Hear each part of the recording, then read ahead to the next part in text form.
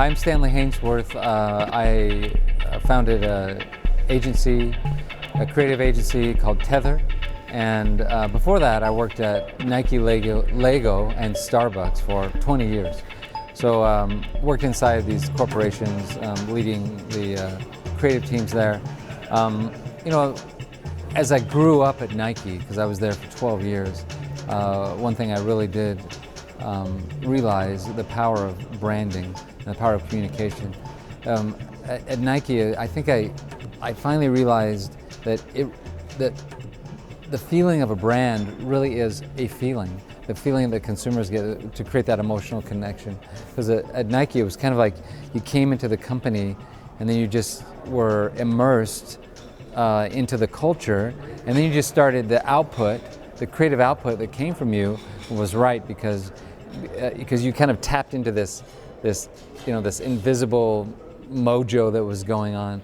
So I found that was consistent with all the brands that I went to, with Lego and then Starbucks, and I had a lot of great learning moments along the way. I remember at Starbucks I had a big presentation and I showed it to a couple of the leaders of the company, and I showed them several options. And what I did is what we do a lot of times when we create communication for our clients.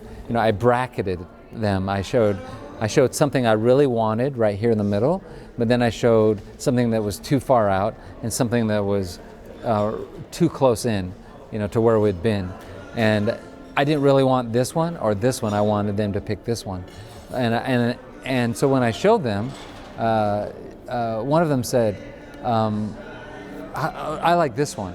I said, no, it's this one that we should pick. And they said, and this was the lesson that I got from her. She said, well, why did you show them to me? So that was a big lesson to me. It's like, only show work that you would want to go with, and don't play games. Because I guess it was along the same lines of the lessons learned about the client creative relationship, or the client agency relationship. The client really is your partner. It was disturbing to me sometimes when I come across creatives and they go, the clients, they're idiots. They don't understand anything. They don't understand good creative. We laid this out on the table and they rejected it.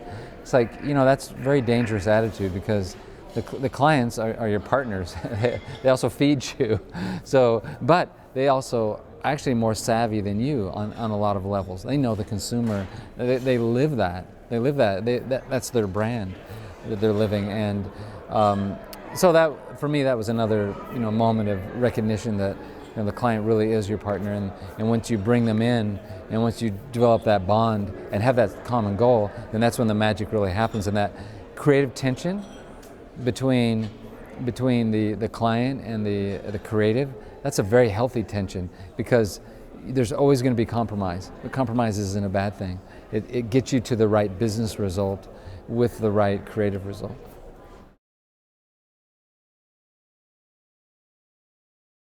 Every company I've worked for has a different philosophy. It was really interesting because at Nike it was like, no consumer research. We're going to give the consumers what we know that they need. It wasn't in an arrogant way at all. It was just like, if you show the consumer something, they're only going to respond to what they already know. So if you show them real innovation, it's like, I don't know what to do with that, and I'll pick the thing I'm familiar with. So at Nike, there wasn't really any consumer research. And then I went to Lego, and there's tons of consumer research going on. Starbucks, it was a struggle.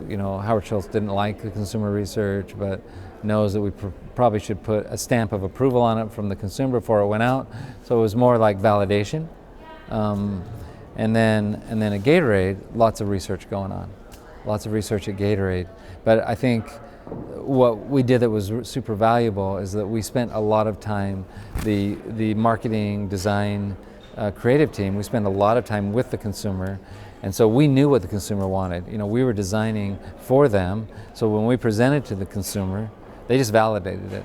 They all just immediately gravitated toward the right result, the one that we showed them, because we'd already done our research. I think because a lot of the danger that I've seen over the years in research and focus groups is that you just like throw stuff up on the wall without spending the time to get it right. It's like, well, let's have the consumers help pick for us. It's like, are you really gonna, you need a little more control of your brand than that. You know your brand best. Present your solution to the consumer and let them validate it, and instead of let them, show them like 50 things and let them start picking and choosing. That's a very dangerous process, I believe. You want to show them the options so you get a true result. You want to show them a spectrum, but if you do your homework, they'll always gravitate toward that result because you designed it for them. You know who they are. They're walking the door. You designed that for them, so of course they're going to pick up that product.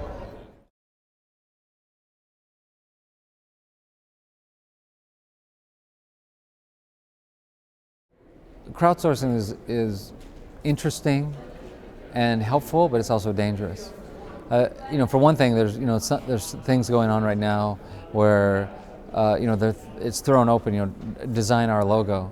There's companies have done that, even bigger companies. So what you're asking people to do is to do work for you for free, and so companies are starting to exploit that right now, and I don't feel that it's helpful because someone can't really know your company.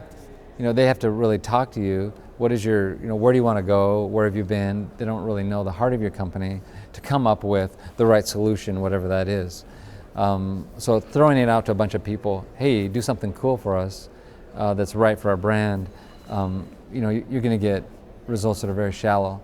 But on the other hand, as far as sourcing opinions and involvement, that's of course extremely helpful. I was at Lego, and same way was Harley Davidson and many other brands. The consumers have taken that brand as their own, and they start their own little clubs and they do things outside of the brand. And so Lego was very much that same way. But when Lego, like in 2004, they really started to tank, that's when they really did source help from their fans, from their brand fans. And they brought them in, and they helped them get back to their core and create products for them. So it is helpful in a lot of ways, but it's also going in some disturbing ways as well.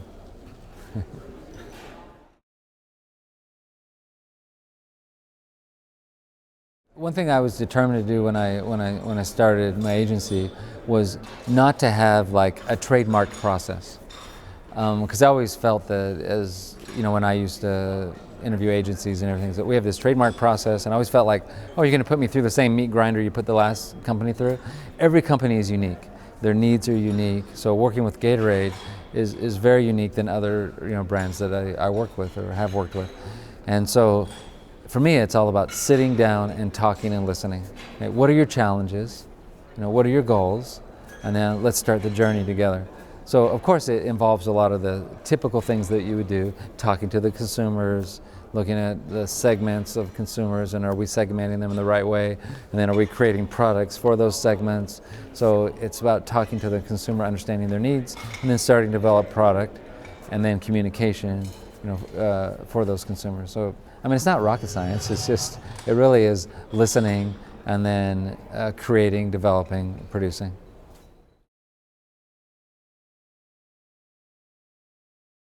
Just observing, Wieden Kennedy, when I worked at Nike, Wieden especially, he's kind of a quiet, strong influence on the brand, and Nike and Wieden grew up together. Wieden Kennedy grew up together, and they developed each other. So it was great to watch him. He was kind of like the brand steward. Him and Phil Knight. So he felt the brand. He knew what was right for the brand, but continued to evolve and innovate. Something always came up that was new and surprising, but always felt right for the brand. It always had that brand attitude. So observing him in in the beginning of my career was very helpful. And then other, there's been other, the people that I really admire are kind of those Swiss Army knife people that really work across all the disciplines. Something as someone like Philippe Starck for me has been an inspiration, because you look at all that he does. When he designs, a hotel, he designs. He does not only the logo and the environment, but he does the silverware, and he does the door handles and the soap dishes and every single thing that's in there. So I love that kind of cross discipline, and building something from the ground up, and having the capacity or the talent to bring it all to life.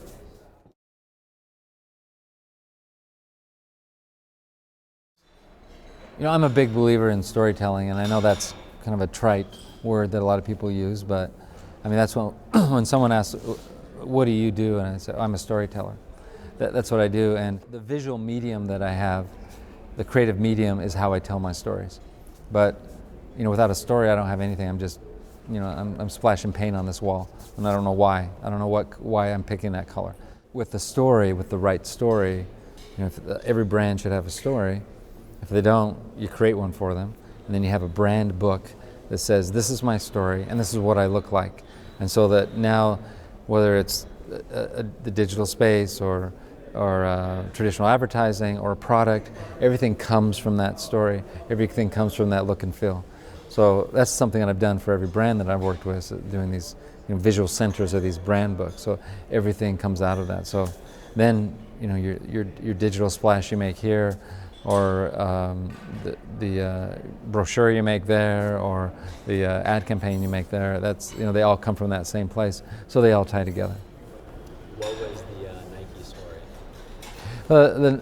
The Nike story comes from the birth of the brand with Phil Knight and his coach Bill Bowerman, to create authentic athletic equipment for true athletes. And so that's what we always went back to, is this authentic for athletes. And that's, so it was pretty easy. Once you always had that in your head. Lego, is all about endless imagination, and that's you look at one of the bricks. One of the bricks that stands for this endless play, endless imagination, and because you combined, I think you take 3 bricks and you can make 1,800 combinations or something like that. So you can literally create anything out of these bricks, out of your imagination. So we designed a Lego store. The whole thing revolves around that one brick. You can hold that up to anything in the store. It's a bigger or smaller version of that. So that was simple. And then Starbucks was about daily inspiration. Every day when a customer comes in the store, you make that moment better. You're not going to change their lives, but by the way, you call them by name, and your drink is ready, Peter. And so they feel like they have a connection with you, and then that environment you create where they feel comfortable to sit for as long as they want and enjoy that. And now with Gatorade, creating that athletic innovation, creating true innovation for the athlete, for their before, during, and after needs. What's interesting about Gatorade is that it's a nice partner to Nike, which we used to work on, and is because Nike's kind of about everything on the outside, your apparel, your shoes, your watch, all those things. And Gatorade, we like to say, is everything that goes inside. So we're innovating for the inside of you, to fuel you. So whether it's food or beverages, so that really opened up the windows for us. Now it's like, yeah, can Gatorade do food? It's like, well, we're fueling athletes. It's like, yeah, whatever form that takes, a gel, food, beverage, whatever that is, that's what we will innovate and what we'll develop for the athlete, because that's the heart. The Gatorade came from a couple coaches at University of Florida. They created this. They noticed their players were fainting on the field. Remember, in the old days, you take salt tablets. So they created a electrolyte beverage, and it kind of saved them, and they were able to perform at a much higher level. And so that was the innovation that we built on.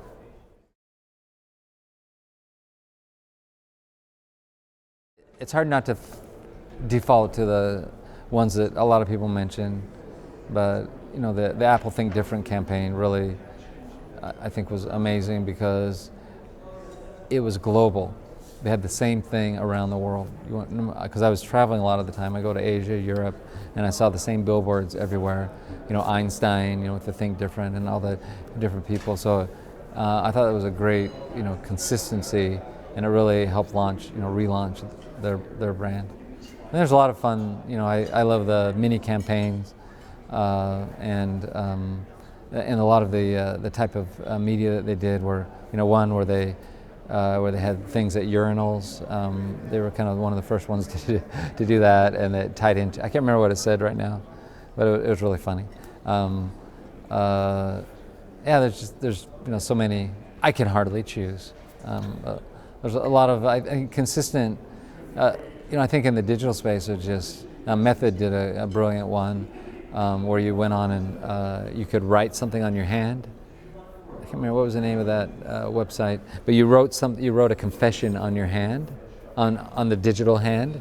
You typed in whatever your confession was. It showed up on a woman's hand, and then she washed her hands with Method soap under the sink, and then it came clean. So I think it was called Come Clean or something like that. So you could, like a voyeur, you could watch everyone's, all their, revelations and their confessions. So I thought that was very appropriate for the brand and very sticky.